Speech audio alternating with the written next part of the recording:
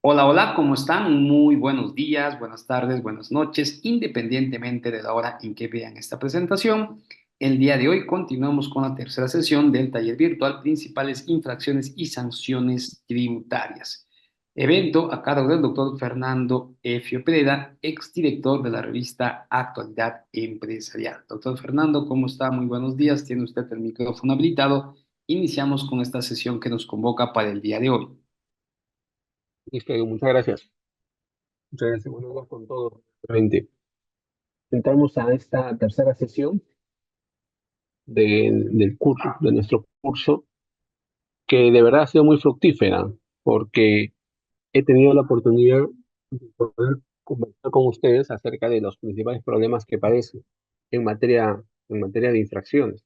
Hemos respondido la mayoría de las preguntas que ustedes nos han planteado. Y bueno, en esta oportunidad, en esta tercera fecha, vamos a continuar.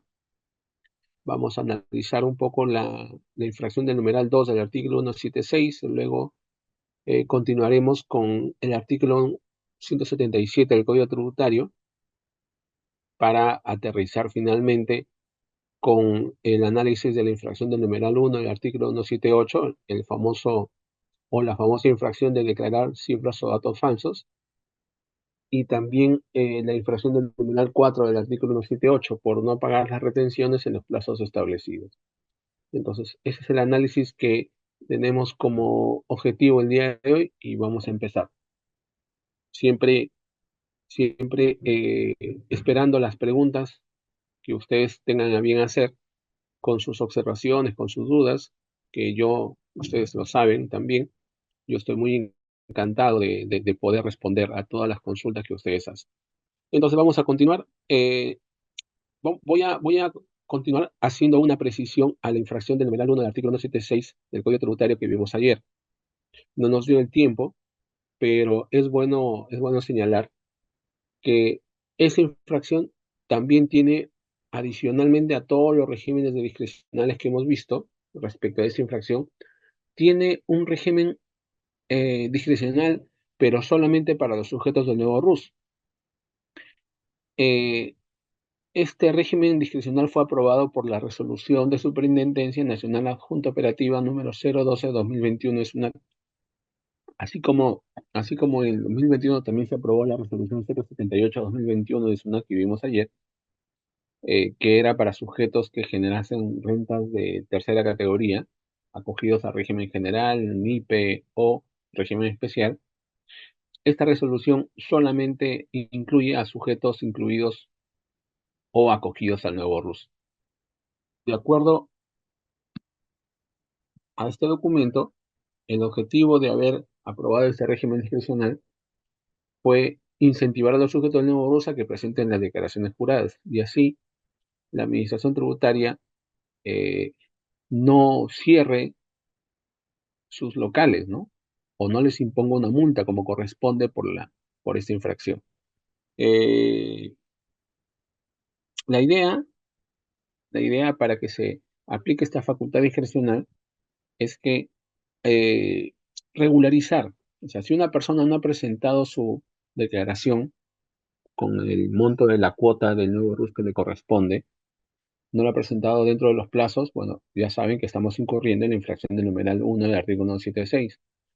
Ahora bien, para poder acogernos a este régimen discrecional, tenemos que regularizar, tenemos que subsanar esa infracción, presentando ese formulario y pagando las cuotas con los intereses que correspondan.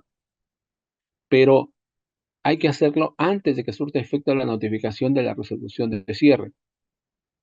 Si el sujeto que se encuentra en el nuevo régimen único simplificado subsana la infracción en forma voluntaria, antes de que surta efecto la notificación de la resolución de cierre, no se aplicará la sanción de cierre ni multa.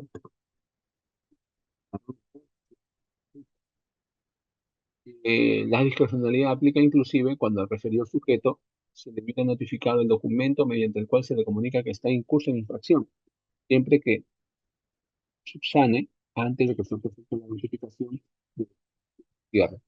Entonces, este sujeto del nuevo RUS tiene un plazo bastante importante para que pueda acogerse a esta discrecionalidad y no pagar multa alguna. Importante, ¿no?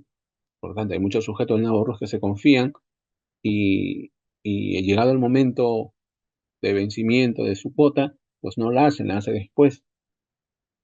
Y luego vienen los problemas, vienen las sanciones, las multas por parte de la administración tributaria o también el cierre.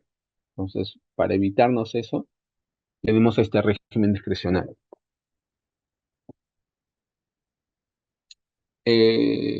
Esta resolución de Superintendencia Nacional Adjunta de Tributos Internos, es de aplicación inclusive a las infracciones cometidas con anterioridad a la fecha de la emisión de esta resolución, es decir, con anterioridad al año 2021, siempre que a dicha fecha no se hubiera emitido la resolución de cierre o habiéndose emitido no hubiera surtido efecto su notificación. Es importante tener en cuenta eso. ¿Ok? Entonces, esa es la precisión que quería agregar a nuestra exposición del día de hoy. Entonces, vamos a continuar con la infracción del numeral 2, que es la segunda que nos habíamos planteado de este artículo 176.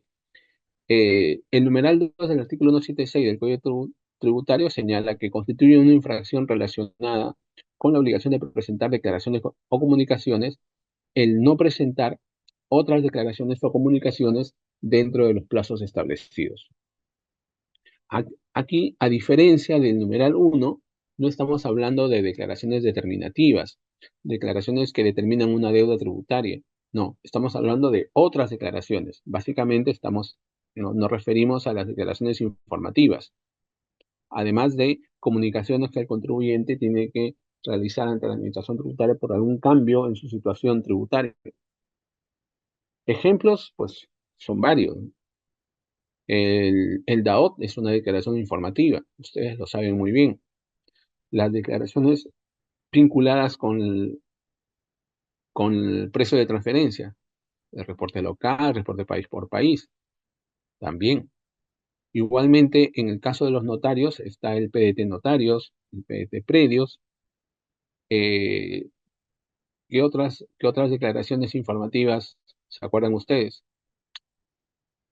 Dentro de las comunicaciones está, por ejemplo, la comunicación por el robo de los libros contables o por la pérdida de los libros contables, ¿no? O la pérdida de algún comprobante de pago.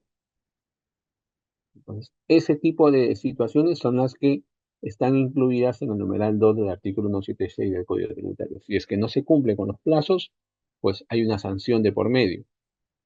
En el caso de la tabla 1, sujetos de régimen general y sujetos de régimen MIPE, el monto de la sanción equivale al 30% de la OIT o 0,6% de IN. Ahora les explico cuándo se aplica uno y cuándo se aplica el otro.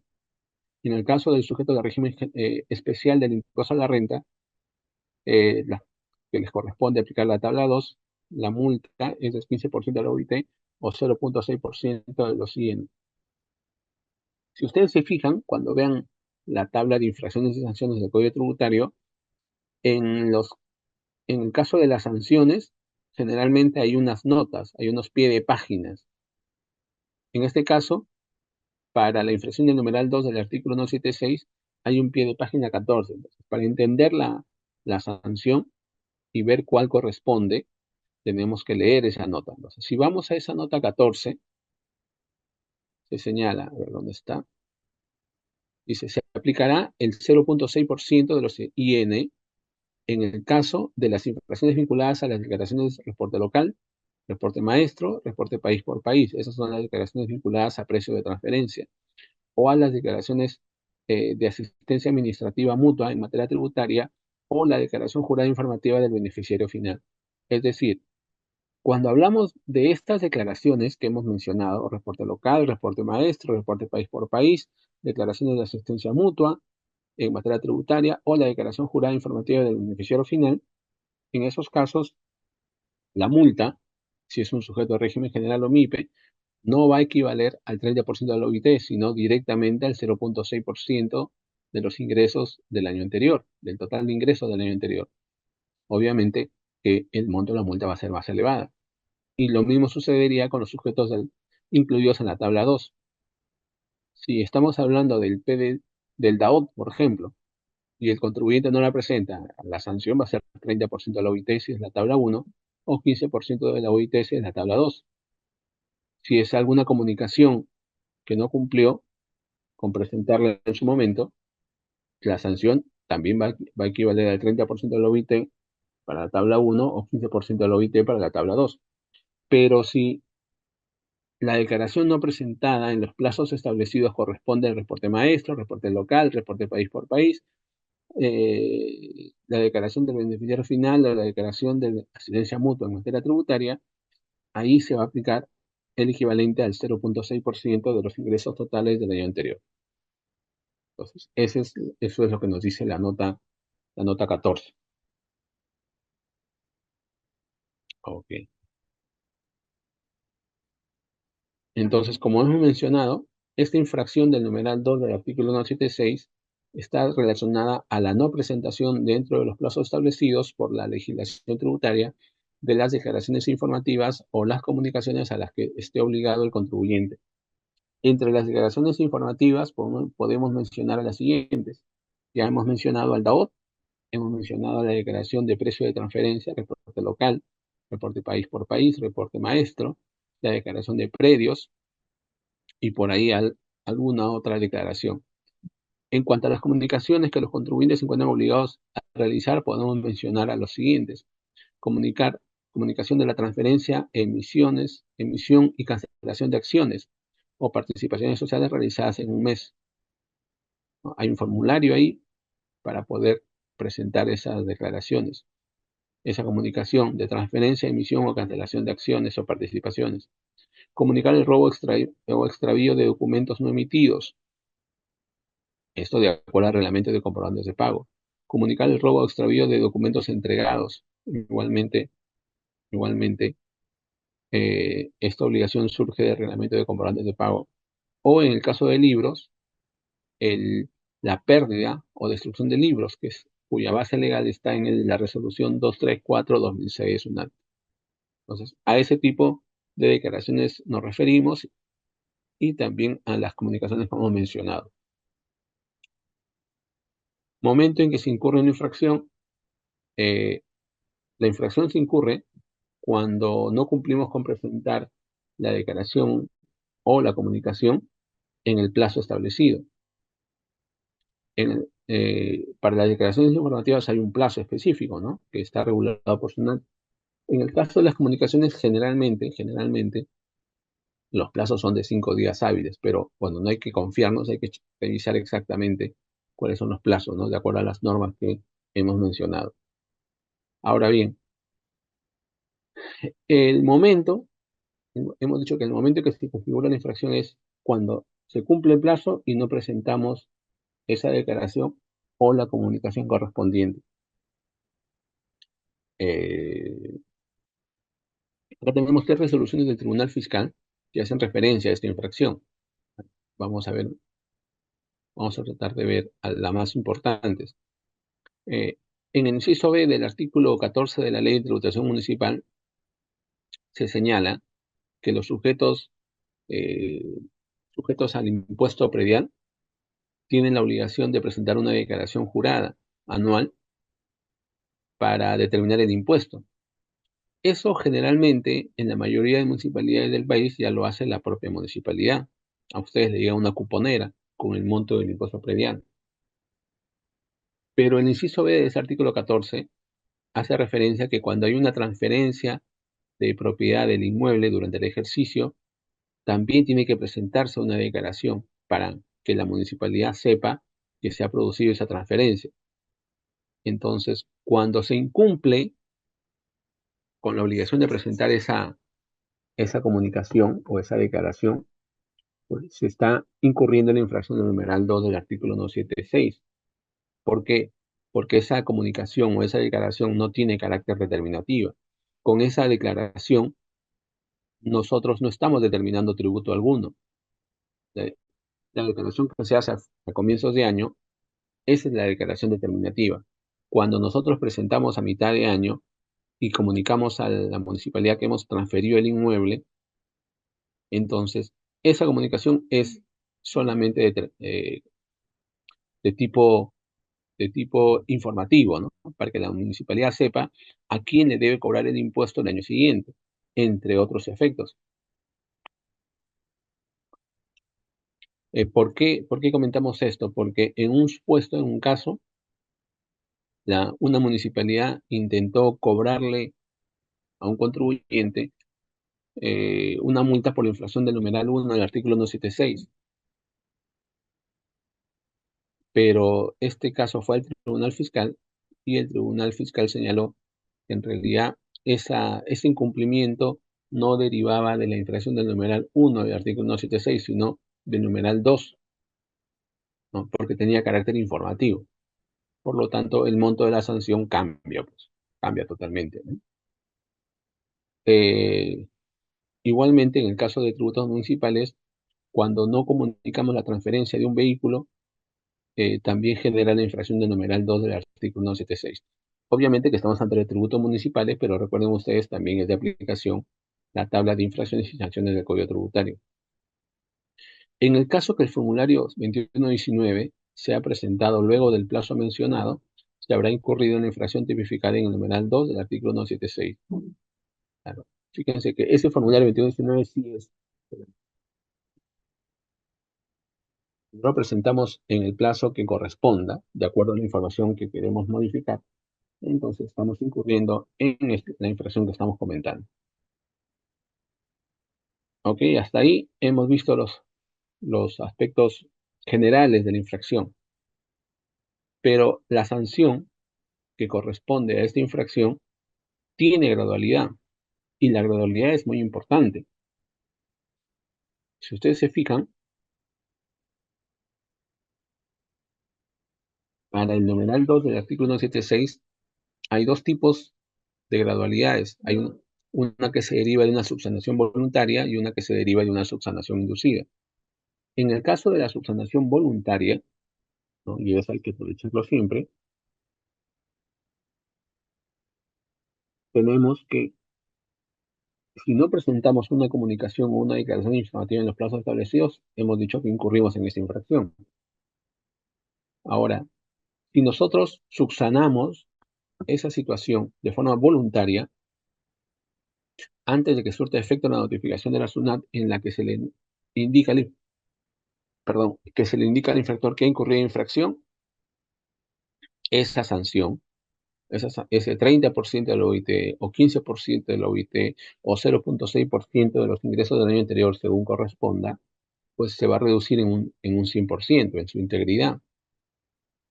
No pagaría multa. Entonces, esta es una particularidad muy importante que tiene el régimen de gradualidad para la infracción del numeral 2. Sin embargo, si ya el sujeto es detectado por la Administración Tributaria que no ha presentado oportunamente una declaración informativa o una comunicación, ahí entra a tallar la subsanación inducida.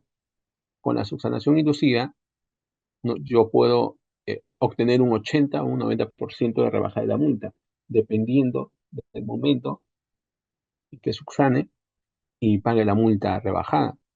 Por ejemplo, si subsano la infracción dentro del plazo otorgado por la SUNAT, para tal efecto, contado a partir de la fecha en que surte efecto la notificación en la que se le indica al infractor que ha incurrido en infracción, si solamente subsano y no efectúo el pago de la multa dentro del plazo indicado, la rebaja será del 80%, en tanto que si subsano y pago la multa dentro del plazo que he mencionado, la sanción se va a rebajar en un 90%. Un comentario adicional. Es muy difícil que la Administración Tributaria se dé cuenta si no hemos cumplido o no con presentar la declaración informativa o la comunicación. Quizás en declaraciones informativas es un poquito más probable, ¿no? Porque la Administración Tributaria sí tiene registros, sí tiene información de quién debe presentar o no esas declaraciones informativas. Pero en el caso de las comunicaciones es muy difícil. O sea, ¿cómo es casi imposible que la Administración Tributaria sepa que se me ha perdido una factura, que se me han perdido los libros? Entonces resulta mucho más complicado. Pero en el caso de las declaraciones informativas sí hay una posibilidad un poquito más alta de que la Administración Tributaria sepa y me notifique. No obstante, no voy a esperar a eso, ¿no? Si no he cumplido con presentar esas declaraciones informativas o comunicaciones en los plazos establecidos, lo ideal es presentarlo lo más pronto posible y acogerme a esta gradualidad del 100%. Con ello no pagaría multa alguna.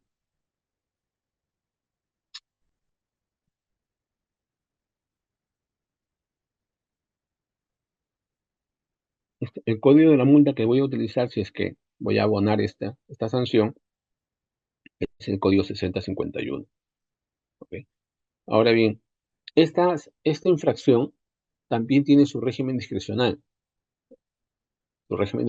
¿no? Es decir, eh, en la resolución 006/2016 una que vimos al día de ayer respecto de la infracción del numeral 1 del artículo 176, también se incluye a la infracción del numeral 2 del artículo 176.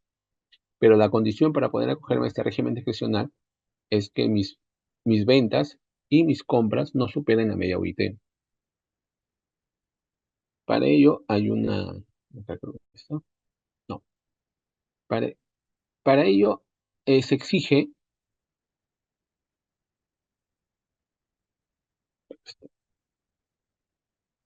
para ello se exige que regularice, que regularice la presentación de esa declaración informativa o comunicación dentro del plazo otorgado por la SUNAT como consecuencia de la notificación de una esquela de omisos. Y si no lo hago, bueno, pues ahí sí la SUNAT me va a cobrar. En otras palabras, si yo incurro en infracción por no presentar una declaración informativa, la SUNAT me emite una notificación o sea, me notifica una esquela de omisos, en donde me señala, señor contribuyente, usted no ha presentado el DAOT 2023 y me da un plazo para regularizar, 3 días hábiles. Si yo regularizo dentro de esos 3 días hábiles, aun cuando ya existe una esquela de omisos, yo me acojo a este régimen excepcional y no pagaría multa alguna.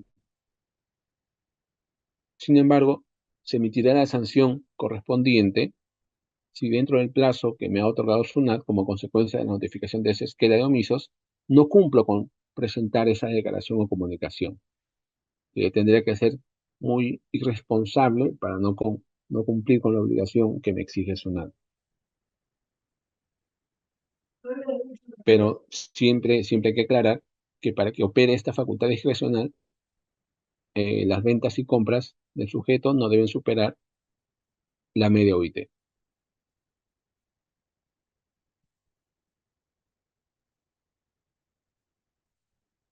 Ok.